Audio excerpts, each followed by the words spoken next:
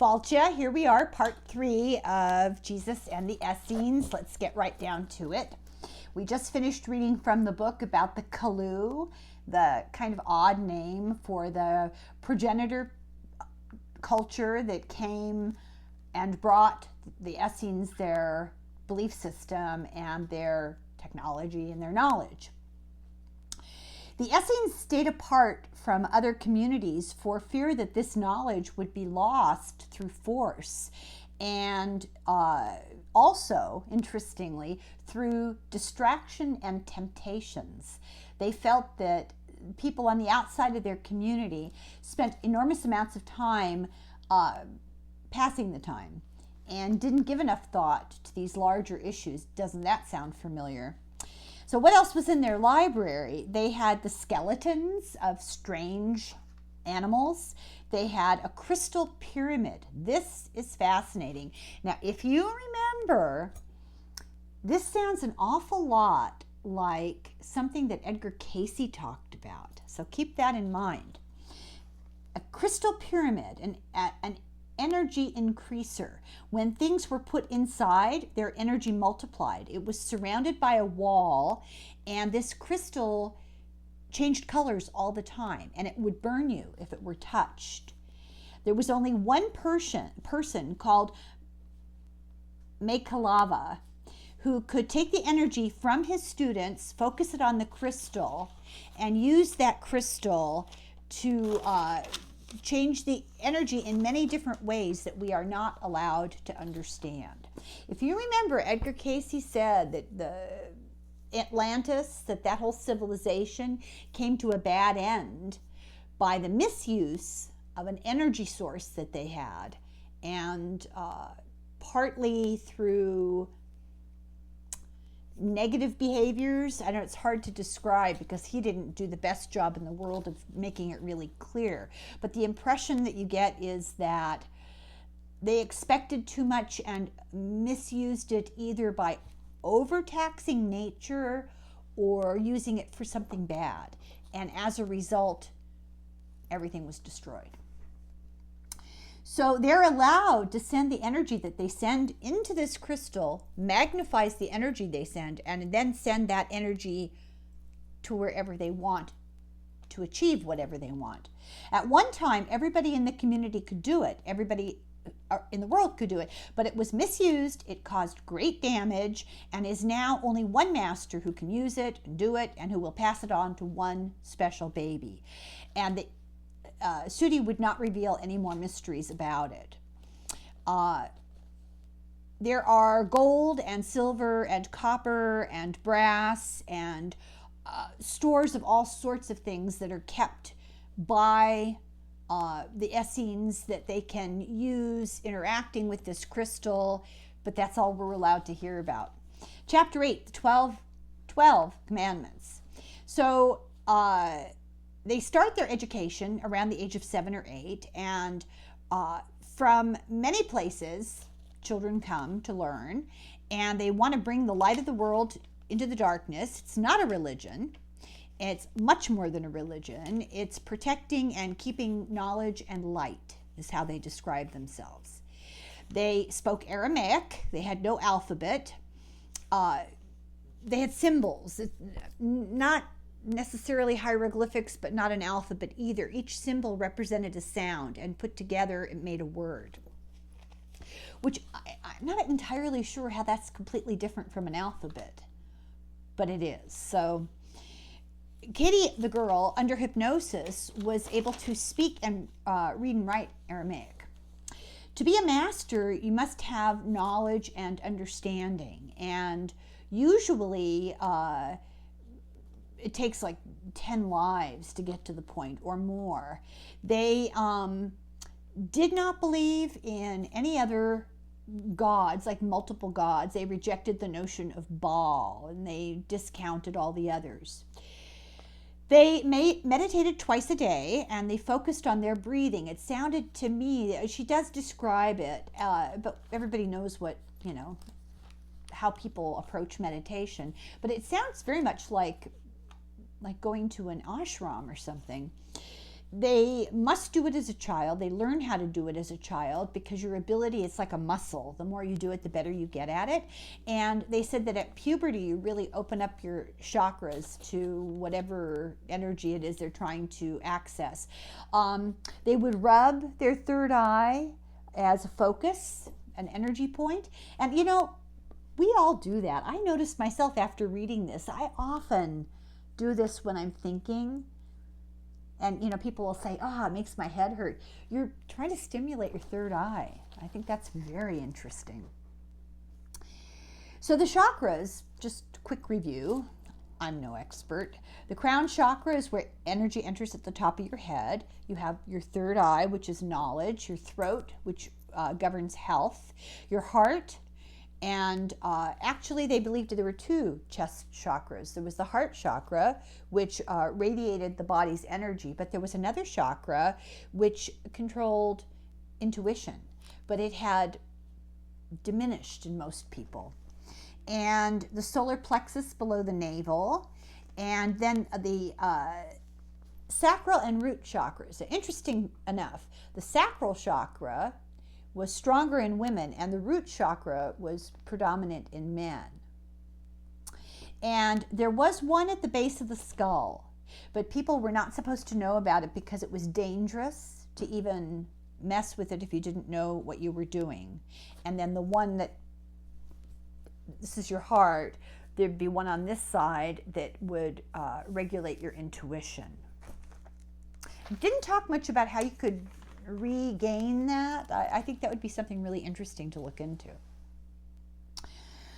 If an area has a lot of bad influences, bad things in it, people committing crimes or just negativity, the energy can be read by your body. And if a place is the opposite, if it's a joyful, happy, good place, people treating each other well, the energy is picked up by everybody. And you don't need a church, a building. A church is just a building. It's really not, it's for those who's, as they put it, and I hope I don't offend anybody, but this is what the book says, that church buildings are for those people whose faith is not strong enough, because you're supposed to look within. And you don't need to do that in a group, and you don't need to do that in a building. You're supposed to quietly meditate on your own and look within, and that's your relationship with your maker and your soul.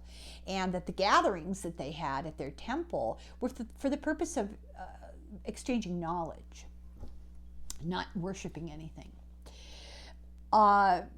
The pyramids in Egypt were not burial places. Now, it's so interesting because you read something entirely different when you read mainstream explanations of the Egyptian pyramids. You read that they were built as burial places for the gods. But I have read many alternative sort of metaphysical type books that that's not what they were for. And I've argued this with people, and they get very angry because mainstream tradition is that they were burial places for the, not the gods, the pharaohs, who they thought were gods. A little Freudian slip there.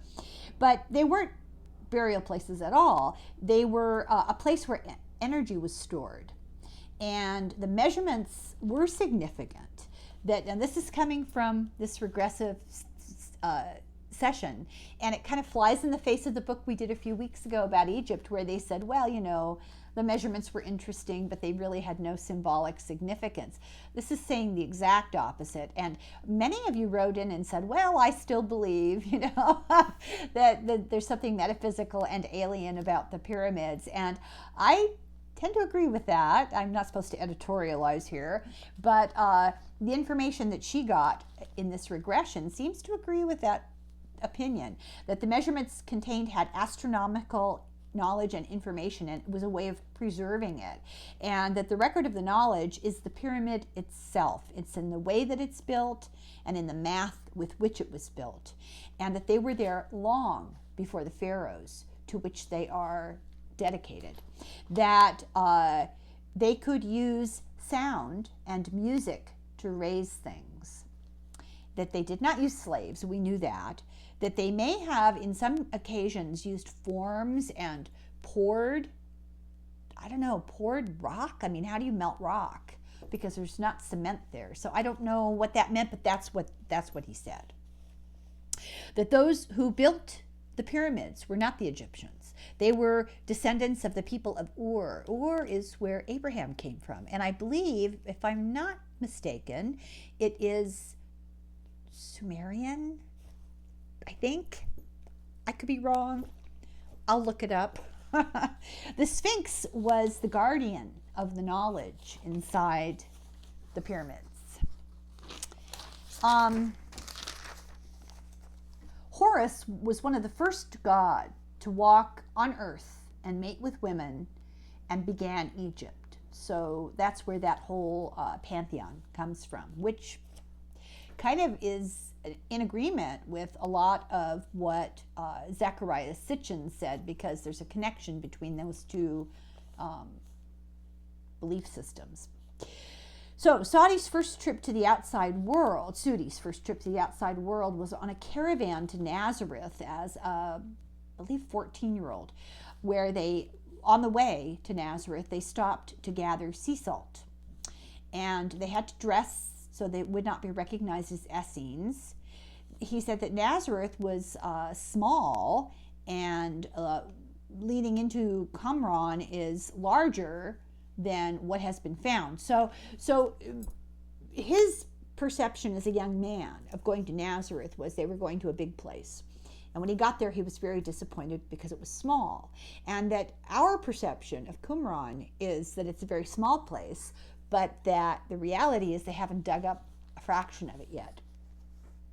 They had a clay calendar with 12 months, one for each tribe, and each month had 29 days because they were based on the cycles of the moon. They had no names for the days. They used numbers, and they're still treated the same way by the modern Hebrew calendar. They would burn a rope. They had a special rope that was 3 or 4 inches wide. It was calculated to burn at a certain rate, and the knots were for each hour, and it would be like a clock. But not everybody could afford it. Not everybody had one. Not everybody wanted one because they really didn't have all that much need to keep time. Sudi had a sister named Sarah, and some community people, like Sarah, married outside the community. She married a student who had a red band from the outside, and he came in to learn, and they met, and they got married, and she left with him and went to Bethesda. His family was extremely rich. His father was a member of the Sanhedrin, which is a bit like the Israeli Senate. And going to see his sister, she was very sick, and she was going to die, and Sudi was going to go visit her before that happened. And she didn't know she was sick when he started out on the trip. He knew she was going to die because he was psychic, and by the time he arranged there, he knew she was going to die. And they don't fear death. They did not fear death. They said in a blink of an eye you go from being alive to being dead. It's if nothing had happened to you at all. All of a sudden you just find you're not in your body. That alone is a scary proposition, I think. But that's just me because, like I said, I don't like to rearrange my furniture. It's kind of a big rearrangement to find yourself looking at yourself. He says you have a great feeling of peace. A feeling of great peace descends on you, and you are greeted by helpers. There's nothing scary after death except that which you create yourself. And your thoughts and beliefs are very strong, and that if you are all worried about going to hell, you're going to create negativity for yourself at the moment of your death, and not to worry about that because it doesn't even exist. There's no such thing as evil spirits. There's always good in everything. Even when an entity or a person acts poorly, acts negatively, there's a spark of good in them. And I know people were like, how can you have compassion for Donald Trump? Well, like I said yesterday, I have a hard time not imagining him as an abandoned 2-year-old, left to the mercies of a psychopathic father, a completely absent mother, being raised by wolves.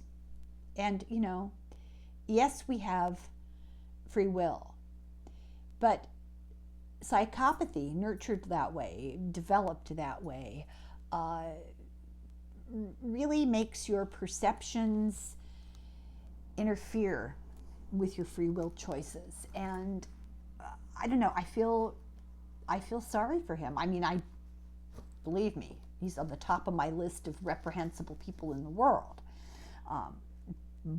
But I can still see that child who was left to his own devices, and I think it's a lesson to all of us in a way. You know, this is our opportunity to look at that and realize how important it is how we treat our children. You can end up with somebody like you know who. I'm off topic.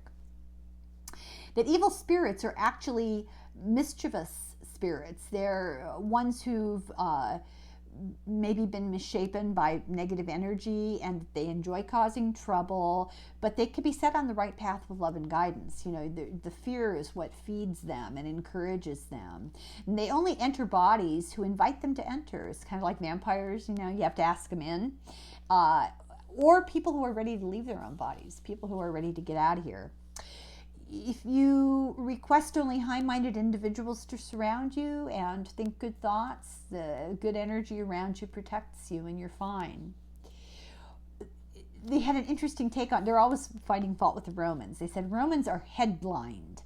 They are people who are tied to temples and tied to synagogues, the Jewish people in Rome, and enmeshed in their own translations of the law, and they cannot see outside of it to experience the joy of living and dying.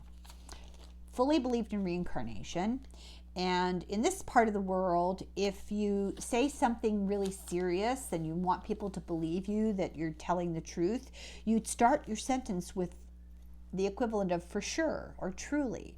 And that's where this verily I say unto you, that's a signal to people familiar at the vernacular, with the vernacular of the time, that verily, truly, I mean, like I mean it, I'm being serious. When dead, you have to review your own life and decide what lessons you wish to deal with and to go to school for on the other side, or to come back and learn again. Nobody punishes you. It's not a harsh judgment. It's a sit down and relive everything quickly and feel what your actions did to other people. And I'm not looking forward to that. So I think that's bad enough. It's easier not to remember. The Essenes believed that it was easier not to remember because you feel so guilty. Once this process of life review starts up, you start feeling mighty bad about how you've been. And he was asked, have you been to Jerusalem? And he said, well, why would I want to go see all the confusion? So the next chapter is Dolores. She went and researched and looked up the archaeology and compared things to what had been told to her in these sessions. And the most recent archaeological discoveries and the translations of the scrolls that were available confirmed everything. There was nothing that could be contradicted. The only thing that contradicted the information from Sudi was conventional religious teaching. She asked Sudi about discrepancies in modern understanding of the Essenes. For example, we call them the people of the covenant. I don't call them the people of the covenant, but apparently maybe in fundamentalist religions they call them the people of the covenant, or that's how they're referred to historically. But Sudi said she'd never heard of this, and that was not the term that they would use to describe themselves. Asked about Zadok, there were zealots and led by a fanatic named Zadok, and they were asked about that. And Sudi said, well, Zadok is a warmonger of the zealots, not an Essene, and they live in the hills, and they're wild. They're touched by the moon, lunatics. And they believe that for the Messiah to come, they must wage war first to get their kingdom. But prophecy is not about an earthly kingdom. Now this, to me, touches on the whole apocalyptic cult that is fundamentalist religion and the Republican Party. They believe they need to wage war in order to achieve their outcome in Revelation. Scrolls are translated, the ones that are translated, talk about the way of the sons of light and the sons of darkness. That's how they discuss themselves. He predicted a terrible war, and the war would actually had not happened yet. So Dolores was like, oh, this isn't good. Sudi did not know when. It was somebody's vision, not his own, but he believed all Essene scrolls were the recordings of what had happened in real life and predictions of what was to come. A master of righteousness, not Jesus, a long ago elder who would reincarnate and is advanced one step ahead and had the ability to see the heart of matters, was crucified but was not the Messiah. So Jesus was somebody who lived and was a reincarnated advanced spirit, came to show the light to people, to explain these things like reincarnation and life after death and all this stuff, but was not the Messiah in the conventional Jewish terms of the Messiah. So who was the wicked priest that they talked of in the scrolls that they did translate? Nobody seems to know. And Sudi didn't have a lot of knowledge about some of the specifics that Dolores asked because it was a need-to-know basis. And so Sudi was not an important enough person to have the need for that. There are things called the Thanksgiving Psalms, which are messages to God by somebody called Hillel, which was a wise man who had followers who eventually reasoned with their minds and not their hearts, and they changed their teachings and kind of lost their way. The Maccabees, she asked them about the Maccabees, and they said that they were only famous not because of the legends that surround them. I mean, I think that they were considered a tribe of brothers, and they were eventually fried in a frying pan or something, if I remember from like 5th grade.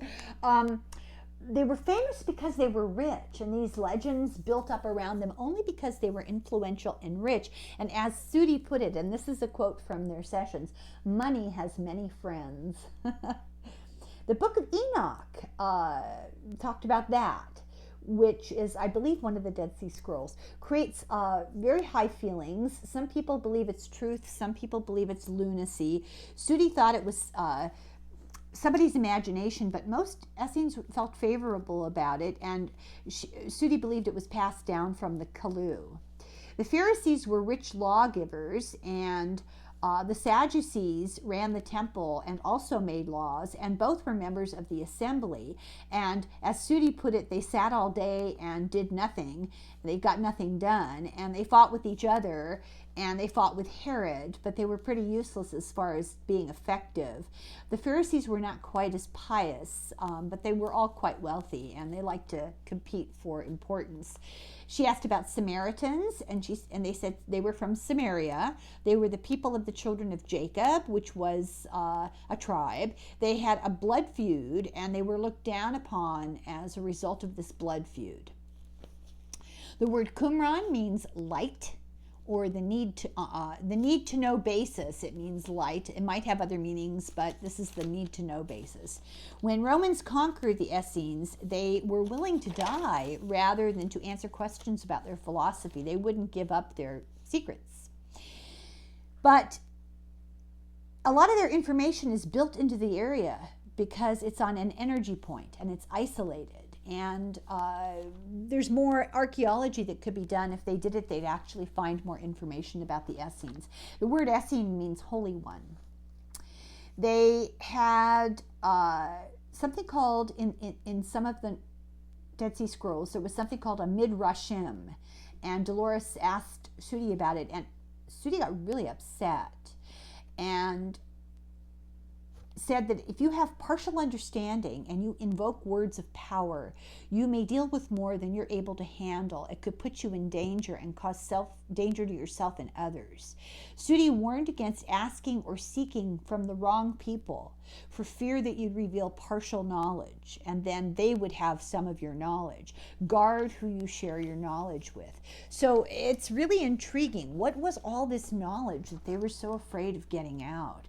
You know, have to suspect that if these stories are true, we're talking about some sort of advanced technologies, scientific and mathematical understanding in the hands of the wrong people would be dangerous. That's the only thing I can think of. The Kabbalah explains the laws of nature and the balance of nature and how to use them for your own good and how to open yourself up to the worlds that surround us. Now, these are interesting phrases because they're coming from somebody from the time, right around the time of Christ, and yet they are very, have a very different worldview than modern day Christianity.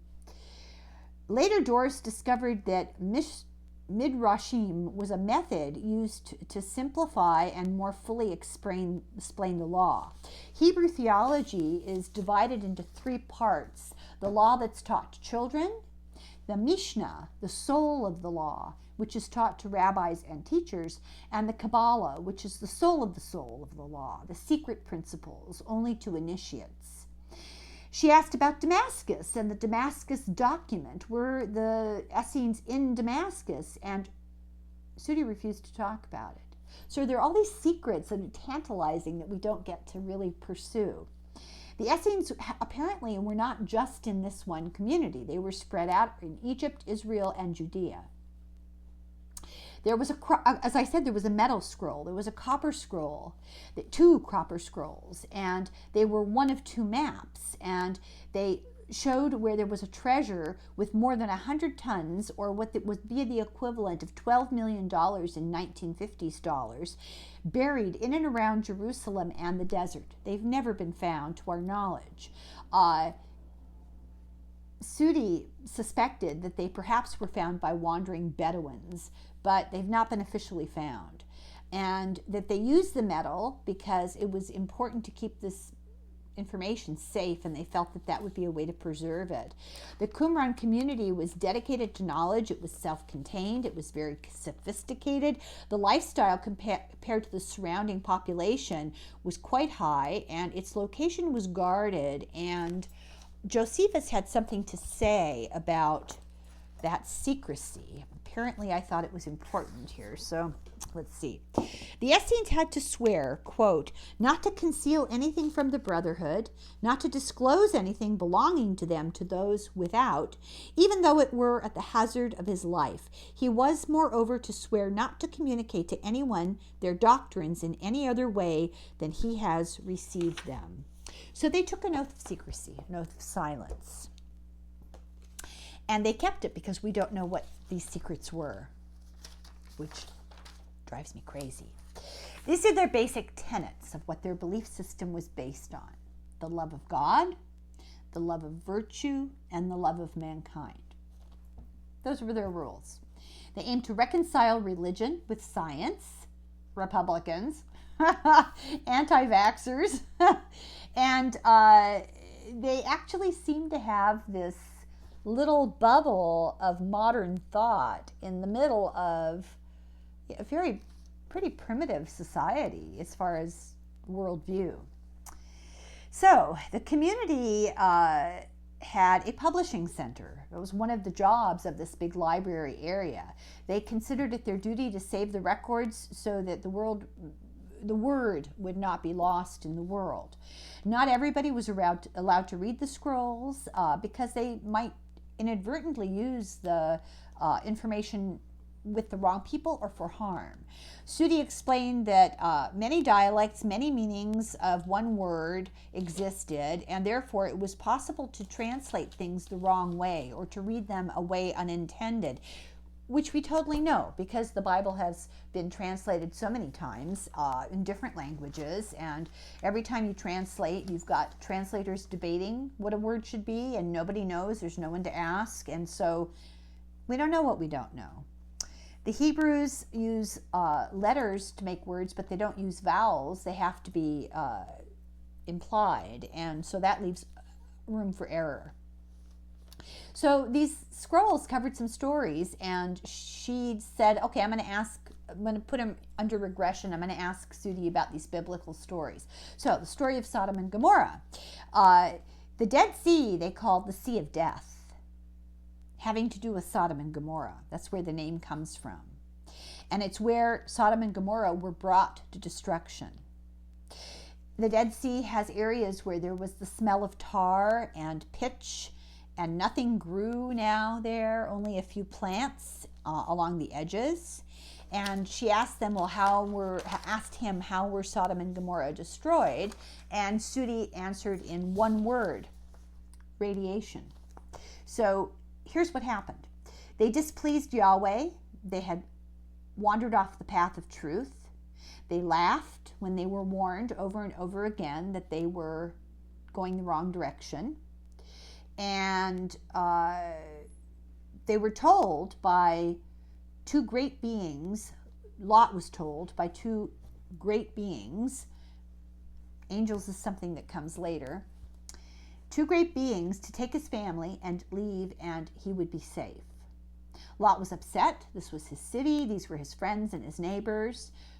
But he was convinced. He listened to these beings, not angels, beings, and they left. But his wife died because she turned and faced destruction with her eyes, and was said she was turned into a pillar of salt. So the question remains, was the salt spewed at her? Here's why. How was it destroyed? Where the cities were, there were pockets of tar. A great heat was caused on purpose, and lightning was sent from the heaven intentionally, and it caused destruction when it exploded, and the pitch caused a vast fire, and the cities caved in and sank into the Dead Sea, and absolutely nothing was left. Interestingly enough, they now know that there were asphalt wells and petroleum and uranium in the Dead Sea. The scientists say that natural gas rose from the sea because of all these different chemicals, and that if lightning hit it just right, it very well could have ignited it and caused fire. Nothing lives in the Dead Sea. It's the lowest place on Earth. It's 1,292 feet below sea level, and the sea itself goes to a depth of 1,309 feet. It is 6 times saltier than the ocean. It is the saltiest place on Earth. Well, I thought that was my house. If you look into the Dead Sea, you can see forests that have been perfectly preserved by salt. And before the destruction, there was a fertile plain there, and the cities just sank into it. Forests went down too. There's a tremendous amount of salt in the air. If you hang around the Dead Sea, you end up with salt all over you, and they're suggesting that something to do with the collapse and the explosion and the salt is what really happened to Lot's wife. Hot salt, something like that. But this was not a naturally occurring event. This was not, accidentally lightning hit. Sudi said this, Lot was warned. And so Dolores' question was, well, wait a minute. If these beings came to warn you have to get out fast, then this means it was a scheduled destruction because they knew it was upcoming. And so how did they know that? And if it wasn't accidental lightning, how did they know something was going to strike Sodom and Gomorrah and cause destruction? Was this a laser? And the question of lasers, I didn't go into great detail about this, but when Christ was born and those 4 lights joined together, a laser-like light shone down, like the beam from a UFO, which is why they thought of UFOs. And this is, once again, an event in the Bible that raises the question of some sort of alien intervention. So the question that we'll ask, but not right now, is, were Sodom and Gomorrah destroyed by ETs? So Daniel in the lion's den, he was a wise man and a prophet and feared. And they were afraid of his influence with the king. He was Jewish, and they were afraid that he would get political power. So they threw him to the lions, and an angel came and shut the lion's mouth and proved the truth of Daniel's beliefs. So this is the same story, basically, with maybe a little different reasoning behind it that the Bible tells. David and Goliath. Goliath was not a Philistine. Goliath was a giant from somewhere else. This is according to Sudi. Goliath was the head of the Philistine army, but he was not a Philistine. And he was against Saul and the army, and David was this young guy, and he used a slingshot, and he succeeded in hitting the giant because he was right. Not because he was a good shot, but because it was meant to happen that way. Joseph of the Technicolor Code, Dream Code, had many brothers and many mothers. It was one of those tribal, multiple family deals. He was the youngest child of his particular mother, and I can't read my writing. Oh, she died. She died. And he was his father's favorite. He was very spoiled, and his brothers were jealous, and they threw him into a well, and then they felt guilty. They couldn't leave him there. So they went back and said, now we can't bring him home because he's going to tattle. So let's just get rid of him. And they sold him to slave traders that were going by. And he had a fancy coat from his father, but it wasn't a Technicolor Dream coat. It was just a special coat without sleeves. And it was special because it was something extra that the other brothers didn't have. They took this coat and they spread lamb's blood on it to tell the father that a lion ate him. What a terrible thing to do. He was given a job on an estate as a bookkeeper. And the wife of the owner of the estate had the hots for him, went after him, and he refused. So she got him in trouble and put into prison as revenge for rejecting her. And in prison, he was interpreting the dream of his fellow prisoners. And one of the fellow prisoners was an advisor to the Pharaoh who had displeased the Pharaoh, and the Pharaoh tossed him in prison temporarily. So the advisor got released and went back to work for the Pharaoh, and then this Pharaoh had this terrible dream, and the advisor said, I know somebody who can interpret it. Went and got Joseph out of prison and brought him to interpret the dream. And it was a dream about 7 years of plenty and 7 years of famine. And Joseph told the Pharaoh, you're going to have a bumper crop for 7 years, and then there's going to be a famine, so you need to plan ahead and save. And it saved the people of Egypt, but it also saved Joseph's family because they went and brought them back to the court, and they didn't die in the famine. Adam and Eve. This is good. So Adam was made from clay, and Eve was made from Adam's rib. And they lived in paradise. It was not called the Garden of Eden. And they were given a choice. Now, go back to clay and go back to rib. So we're talking laboratory work. We're talking genetic engineering. The rib part sounds to me like, I don't know, bone marrow. And the clay part sounds to me like somebody thinking of petri dishes. You know, I just because of that agar, you know, you could mistakenly call that clay. The nutrient soups that they use, those sorts of things.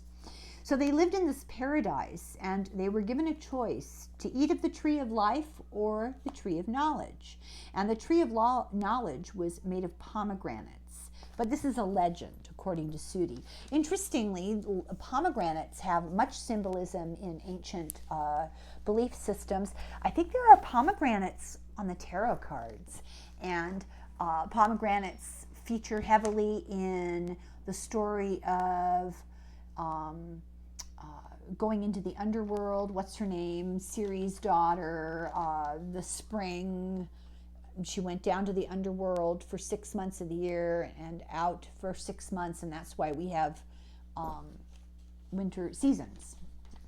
So Adam and Eve were created, and Eve was tempted, and she was tempted by this serpent, and therefore women have to suffer. Well, Sudi says this is baloney. This is not true at all. This is some sort of later Catholic religious, you know, Nicene Council type nonsense that in fact women don't really have to suffer with birth at all, that there are breathing techniques and meditation focuses that ease birth. And actually, you know, that's what midwives do. Most midwives who are coming from a more esoteric form of midwifery.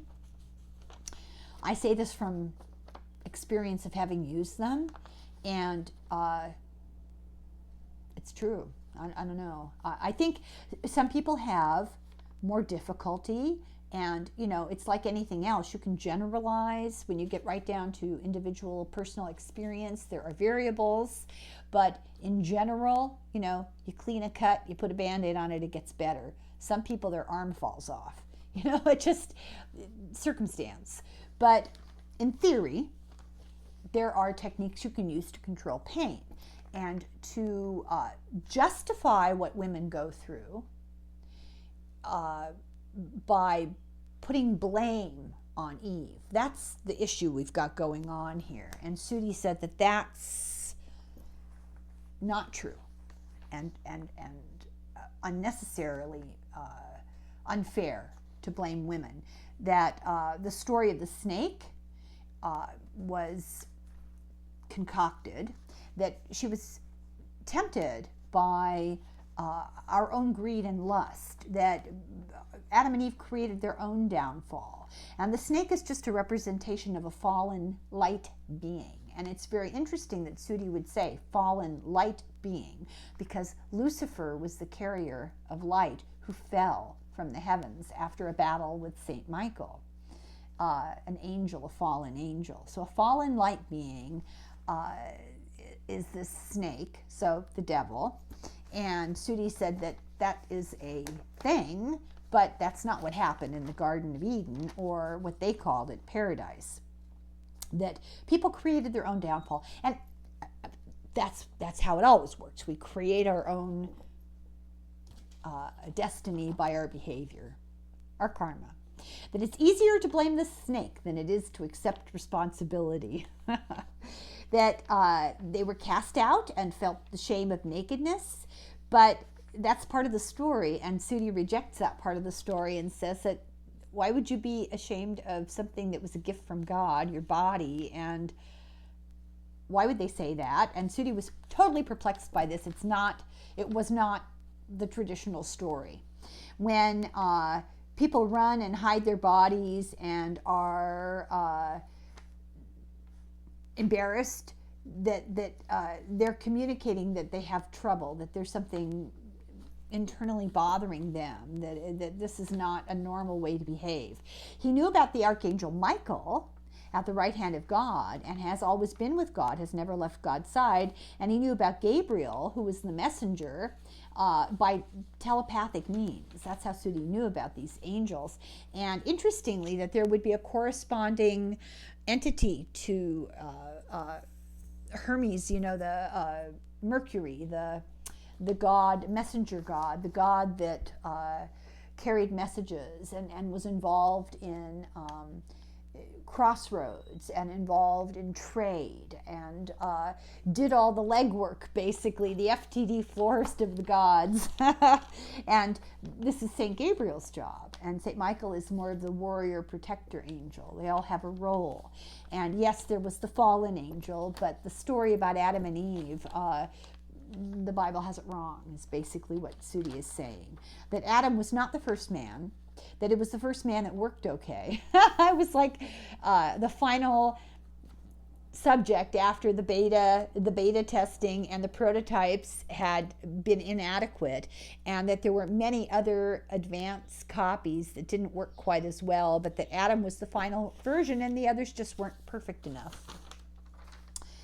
So the story, which cracks me up. Okay, I'm going to stop here. I didn't realize I'd run so late. I'm going to stop here and upload this and start part 4 when this is uploaded. And I hope you're enjoying this. I think it's really interesting to hear the differences in the biblical stories. We'll talk about them later. I just think it's fascinating. So I'll be back soon. Slangafoil.